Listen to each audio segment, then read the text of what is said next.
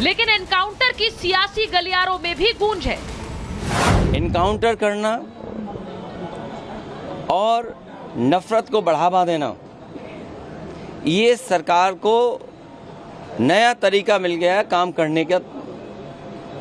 ये अपनी सब नाकामी छिपा रहे हैं। ये पहले से फर्जी इनकाउंटर करा रही है, चाहे वो मंगेश यादव का हो, अजीत प्रताप सिंह का हो, चाहे ये बहराइच, ये केवल और केवल अपने फेलिवर को, अपनी कमियों को छिपाने के लिए किया। पुलिस हमेशा उनको गिरफ्तार करने का, अपराधी प्रवृत्ति के लोगों को गिरफ्तार करने जाती है। अगर वो हरकत करते हैं तो पुलिस की तरफ से फायरिंग होती है। वो चाहे मरे, जिंदा या मुर्दा, उनको पकड़ना है। योगी के विरोधी योगी की पुलिस पर एनकाउंटर को लेकर सवाल जरूर उठा रहे हैं, लेकिन योगी आदित्यनाथ का संदेश साफ है, गुनाह करोगे तो बच नहीं पाओगे, हिसाब तो होगा। Bureau report, Republic Bharat. और बहराइच सीधे रुक करेंगे क्योंकि तस्वीरें वहां से आ रही हैं। बड़ी खबर आपको बता देती हूं, हमारे सहयोगी वैभव जुड़ रहे हैं। बहराइच हिंसा और आगजनी पर एसपी वृंदा शुक्ला का बयान आया है। वो कह रही हैं आरोपियों पर एनएसए लगेगा, यानी कि रासुका लगेगी। ये कह रही हैं रासुका के तहत कार्रवाई होगी, यानी अब क्लियर है कि जिन लोगों को पकड़ा गया है उन 5 पर अब रासुका लगेगी, उन पर लगेगी एनएसए के एक्ट के तहत ही कार्रवाई होगी। अब ये भी बिल्कुल साफ हो गया। हम वैभव के पास एक बार जा रहे हैं। वैभव, जरा बताइए वहां पर इस वक्त क्या हो रहा है? 5 को पकड़ा गया है, उनमें से 2 अस्पताल में हैं, उनकी हालत कैसी है? क्योंकि बार बार बीच में खबरें ये भी आ रही थी कि एक की मौत हो गई है। इस वक्त वहां से अपडेट क्या है? देखिए, बिल्कुल सुचारिता, हम इस वक्त बहराइच के जिला अस्पताल के ठीक बाहर ही मौजूद हैं। हाँ। और सबसे पहली बात यह है कि संदेश लाउड एंड क्लियर है कि इस पूरे मामले में जो भी आरोपी हैं उन पर अब एनएसए के तहत कार्रवाई की जाएगी। अस्पताल के बाहर की तस्वीर और आपका जो सवाल है उस सवाल के जवाब में मैं दर्शकों को यही बताना चाहूंगा कि जो 2 आरोपी हैं जिनके साथ मुठभेड़ हुई थी, सरफराज और तामिल, इन दोनों की स्थितियां फिलहाल जो है वो स्थिर हैं, यानी कि खतरे से बाहर हैं। क्योंकि खुद इस एनकाउंटर के बाद वृंदा शुक्ला जो एसपी बहराइच की हैं वो अस्पताल पहुंचती हैं और अस्पताल से जब वो बाहर निकलती हैं तो उनके हेल्थ को लेकर वो ब्रीफ करते हुए बताती हैं कि पहले मुठभेड़ कैसे हुई, मुठभेड़ के दौरान जिस वेपन का इस्तेमाल हत्या में किया गया था राम गोपाल की, उसी वेपन को नानपारा के उस इलाके में छिपा कर रखा गया था। जिस वेपन की बरामदगी के लिए पुलिस तामिल और सरफराज को लेकर उस स्पॉट पर जाती है, लेकिन उन लोगों ने पहले से ही उस वेपन को लोड करके रखा था। वहां पर पहुंचते ही वो सीधा फायर करने लगते हैं पुलिस पर, और पुलिस आत्मरक्षा में जब गोली चलाती है।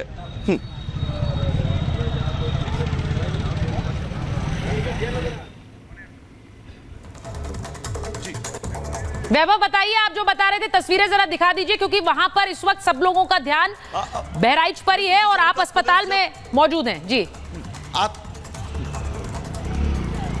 पुलिस जब आत्मरक्षा में गोली चलाती है तो दोनों लोगों के पैर में ये गोली लगती है, जिसके बाद आनंद फानन में उन सभी दोनों आरोपियों को जो है वो अस्पताल में लेकर आया जाता है। क्योंकि अब तक के इस पूरे प्रकरण में 6 जो नामजद आरोपी थे उनकी गिरफ्तारी को लेकर बड़े सवाल उठ रहे थे, और अब जब एसपी खुद ये क्लियर कर चुकी हैं कि उन 6 लोगों में से 5 लोगों को जो है वो अब तक गिरफ्तार किया गया है, और जिनमें से सरफराज और तामिल नाम के 2 वो युवक जो इस पूरे घटनाक्रम में मुख्य रूप से शामिल थे, जिनको सबसे पहले आरोपी जो है वो बनाया गया था, उन लोगों को एनकाउंटर में जो है वो घायल किया गया है। और फिलहाल अस्पताल के अंदर दोनों लोग मौजूद हैं।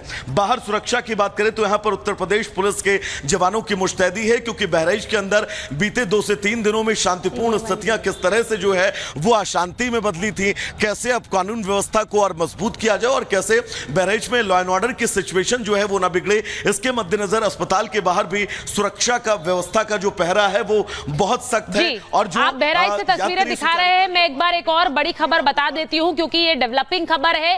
5 लोगों को गिरफ्तार किया, उनमें से 2 को गोली लगी है क्योंकि वो भागने की फिराक में थे। बहराइच हिंसा के आरोपियों के एनकाउंटर पर डीजीपी प्रशांत कुमार ने जो बात कही है, उन्होंने कहा है कि मुठभेड़ के बाद आरोपी सरफराज और तालीम को गिरफ्तार किया है। जवाबी फायरिंग में सरफराज और तालीम को गोली लगी है। आरोपियों के पास से हथियार भी बरामद हुए हैं। तो ये भी कहा जा रहा है। राघवेंद्र, जरा बताइए, ये लखनऊ में भी एक बड़ी बैठक इस एनकाउंटर के बाद हो रही है, ये भी कहा जा रहा है। जरा बताइए, क्योंकि आज मुख्यमंत्री थे शपथ ग्रहण में, वो क्या वापस लखनऊ पहुंच गए हैं? उनको ब्रीफ किया गया है। एसटीएफ चीफ ने बताया कि मुख्यमंत्री को फोन पर जानकारी दी थी। बिल्कुल, मुख्यमंत्री योगी आदित्यनाथ हरियाणा में भारतीय जनता पार्टी की जो सरकार बनी है उस शपथ ग्रहण समारोह में थे, लेकिन उत्तर प्रदेश में कुछ और हो रहा था। यहां पर जो यूपी एसटीएफ है, जो एटीएस है, उत्तर प्रदेश की पुलिस है, जिसकी जिम्मेदारी मुख्यमंत्री योगी आदित्यनाथ ने दिया था कि सख्त कार्रवाई हो, चूंकि वो पीड़ित परिवार के आंसू गिरे हैं मेरे सामने, उसको न्याय मिलना चाहिए। उसने न्याय में कुछ नहीं मांगा था, सिर्फ और सिर्फ बदला मांगा था कि जैसे उसके बेटे की बेरहमी से हत्या हुई है, जैसे उसके पति की बेरहमी से हत्या हुई है, उसी तरह का एक्शन वह परिवार चाहता है। और वह जिम्मेदारी यूपी एसटीएफ उत्तर प्रदेश की पुलिस को योगी आदित्यनाथ ने दी थी। लिहाजा पल पल की खबर मुख्यमंत्री कार्यालय पहुंच रही थी और खुद यहां पर डीजीपी कार्यालय से पूरी निगरानी की जा रही थी बहराइच में, आखिर बहराइच में क्या कुछ हो रहा था। लेकिन लोडेड बंदूक बरामद हुआ, लोडेड बंदूक, जिस बंदूक से राम गोपाल मिश्रा की हत्या की गई, वह जब बंदूक बरामद हुई। देखिए, बड़ी खबर बता रहे हैं राघवेंद्र कह रहे हैं कि जो लोडेड पिस्टल जिससे कि हत्या की गई वो हथियार भी बरामद किया है सरफराज के पास से। राघवेंद्र बता रहे हैं, ये जानकारी दे रहे हैं। ये बात इंपॉर्टेंट इसलिए है क्योंकि वो तस्वीरें भी सामने आई थी जब सरफराज ने गोली चलाई थी रामगोपाल मिश्र पर, और उसके बाद हथियार के साथ गिरफ्तार किया गया है सरफराज को। मैं एक बार बता दूं, ये तस्वीरें लगातार स्क्रीन पर रखी है। हमारे साथ बीजेपी के प्रवक्ता तुहिन सिन्हा है, हमारे साथ farmer DGP UP doctor Vikram Singh है, हमारे साथ प्रोफेसर संगीत रागी जुड़ रहे हैं, अजीज खान साहब राष्ट्रीय प्रवक्ता है समाजवादी पार्टी के, और सैयद जवाद साहब राजनीतिक विश्लेषक है, स्टूडियो में हमारे साथ हैं। मैं एक बार जरा जल्दी से बताना चाहती हूं कि अखिलेश यादव क्या कह रहे हैं। अखिलेश यादव ने इस एनकाउंटर पर सवाल उठाए हैं, यूपी के उपचुनावों से जोड़कर इसे देखा है। वो कह रहे हैं कि अखिलेश यादव कह रहे हैं कि ये एनकाउंटर सही नहीं है, ये फर्जी है।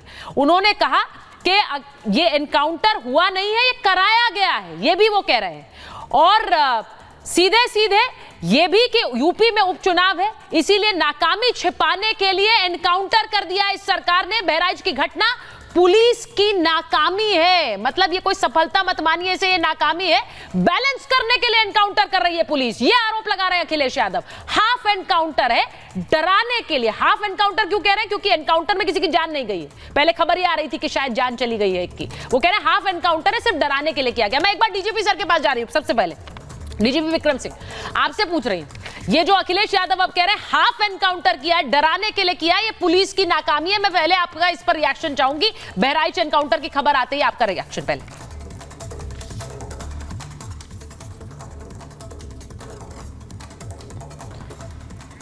सर आप अनम्यूट कर लीजिए, आपका म्यूट है ऑडियो।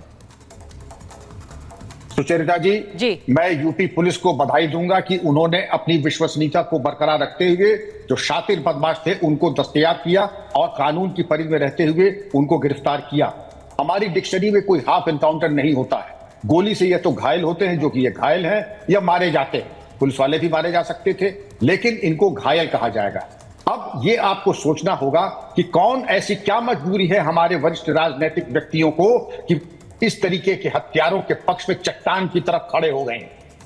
होना यह चाहिए था पीड़ित पक्ष की तरफ होना चाहिए, न कि आरोपी के पक्ष, जो कि हत्यारों की तरफ खड़ा होना आपकी क्या मजबूरी हो सकती है। जाहिर है कि आप अपने राजनीतिक समीकरण के चलते हुए एक पक्ष की तरफ आप उनके बचाव में खड़े हैं। अगर आपके पास कोई तथ्य है कि फर्जी है, अगर आपके पास कोई तथ्य है कि मुठभेड़ पुलिस ने गलत की है, पकड़ करके मारा है, तो आप अपने तथ्यों को इकट्ठा करके शपथ पत्र के माध्यम से न्यायालय में प्रस्तुत करें। हम